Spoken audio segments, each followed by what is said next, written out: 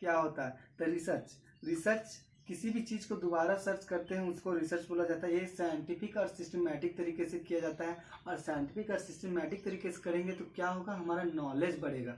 Research बिना purpose का किया नहीं जाता है। इससे क्या करते हैं, रिसर्च एक प्रक्रिया है, क्या एक प्रोसेस है। इसमें क्या होता है, कलेक्टिंग होता है, एनालाइजिंग होता है, इंटरप्रेटिंग होता है। कलेक्टिंग क्या होता है, तो डाटा कलेक्ट करेंगे। डाटा कितनी तरह से होंगे, तो दो तरह से होंगे, प्राइमरी डाटा होंगे, सेकेंडरी डाटा होंगे। एनालाइज करेंगे तो एनालाइज करेंगे तो क्या करेंगे, उसको फिर डाटा को अरेंज करेंगे। उसके बाद क्या करेंगे, इंटरप्रेटिंग देंगे, उसका रिजल्ट देखेंगे कि क्या कैसे हुआ। उसके बाद आता है डिफिनेशन ऑफ रिसर्च।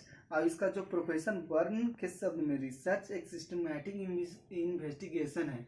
क्या है, एक सिस्टमैटिक इन्वेस्टिगेशन, और इसमें प्रॉब्लम आते हैं, जो भी प्रॉब्लम आता है उसको सॉल्व करते हैं। ठीक है। दूसरा प्रोफेसर थे किंगलर के शब्द में, यह सिस्टमैटिक के साथ सिस्टमैटिक कंट्रोल, एम्पिरिकल, क्रिटिकल और इन्वेस्टिगेट करता है।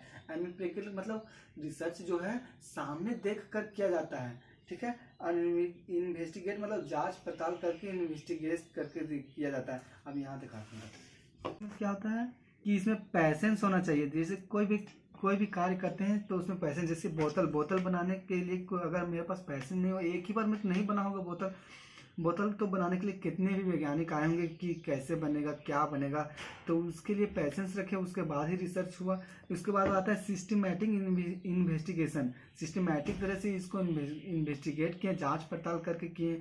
सिस्टमैटिक मेथड, साइंटिफिक मेथड, बहुत सारे मेथड लगाए।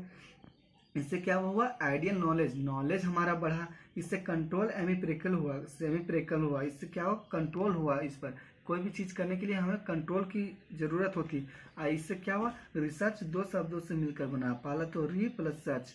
ठीक है, दो शब्दों से। अब आता है कैरेक्टरिस्टिक्स ऑफ रिसर्च। कैरेक्टरिस्टिक्स में लॉजिकल होना चाहिए। पहला तो क्या होना चाहिए, लॉजिकल होना चाहिए। रिसर्च करने के लिए एक लॉजिक पर्पस होना चाहिए। बिना पर्पस के कोई कार्य होता ही नहीं है। जैसे बोतल बिना पर्पस के बना ही नहीं होगा।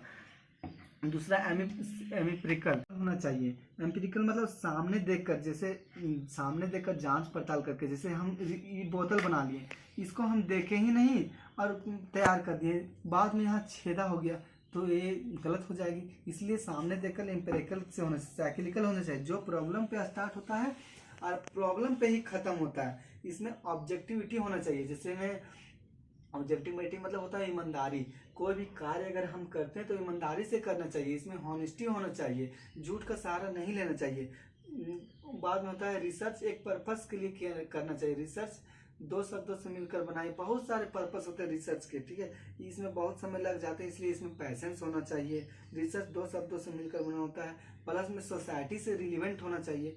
अब आता है हमारा टाइप्स ऑफ रिसर्च। रिसर्च कितने, रिसर्च तो तीन प्रकार के होते हैं, बहुत प्रकार के होते हैं, लेकिन मैनुअली हम लोग तीन प्रकार के रिसर्च देखेंगे। फंडामेंटल रिसर्च, दूसरा अप्लाइड रिसर्च, तीसरा होता है एक्शन रिसर्च। फंडामेंटल रिसर्च क्या होता है, जिससे जो सबसे पहले रिसर्च होती है उसी को फंडामेंटल रिसर्च कहते हैं। जिससे क्या होता है, कई बार हम क्या कर रहे हैं हमें पता नहीं होता है और कोई भी चीज़ निखर के आती है, उसी को फंडामेंटल रिसर्च करते हैं। एग्जांपल में ले सकते हैं, जैसे दो पत्थर को टकराने से आग निकलता है, उसी को तो फंडामेंटल रिसर्च करते हैं। ठीक है, ये रिसर्च इसलिए किया गया ताकि नॉलेज बढ़े, हमारा नॉलेज बढ़े। ये मेंटली थ्योरी बनाने के लिए किया जाता है। क्या किया जाता है, मेंटली थ्योरी बनाने के लिए किया जाता है। अप्लाइड रिसर्च, अब अप्लाइड रिसर्च क्या कहते हैं, जो फंडामेंटल रिसर्च में थ्योरी होती है उसमें क्या होता है, बहुत सारे प्रॉब्लम आते हैं। ठीक है, इमीडिएटली प्रॉब्लम आते हैं, उसी को बोला जाता है अप्लाइड रिसर्च। और ये बड़े पैमाने पे होते हैं, जैसे बड़े बड़े यूट्यूबर, बड़े बड़े हमारे यूनिवर्सिटीज़, ये सब पे जो इमीडिएटली प्रॉब्लम आते हैं उस पर एक्शन रिसर्च। एक्शन रिसर्च क्या होती है, इसका एम होता है कोई प्रॉब्लम आफत आ गई तो तुरंत एक्शन लिया जाता है। जैसे मैं एग्जांपल दे सकते हैं, जैसे हमारा कॉपी ही फट गया, ठीक है, नोट्स बनाए थे फट गया, हम तुरंत एक्शन लेंगे, इसको कैसे चिपकाना है, कैसे इसको अरेंज करना है, इसी को बोला जाता है। अब देखते हैं हम लोग यहाँ फंडामेंटल रिसर्च, अप्लाइड रिसर्च और एक्शन रिसर्च क्या होता है। देखो, फंडामेंटल रिसर्च करने से क्या हुआ, हमारा प्योर नॉलेज बढ़ा, ज्ञान को बढ़ाने के लिए किया गया।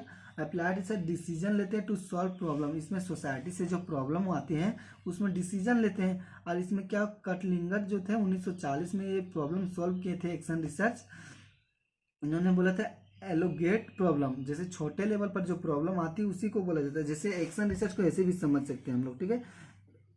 इसमें प्लान होता है, एक्ट होता है, ऑब्जर्व होता है, रिफ्लेक्ट होता है। इसको ऐसे भी याद कर सकते हैं, PAOR, PAOR। जैसे मान लीजिए हमारे GF का नाम है PAOR, पॉर, ठीक है। P से प्लान, A से एक्ट, और से ऑब्जर्व, R से रिफ्लेक्ट। इसी को तो बोला जाता है रिसर्च। बस इतना ही।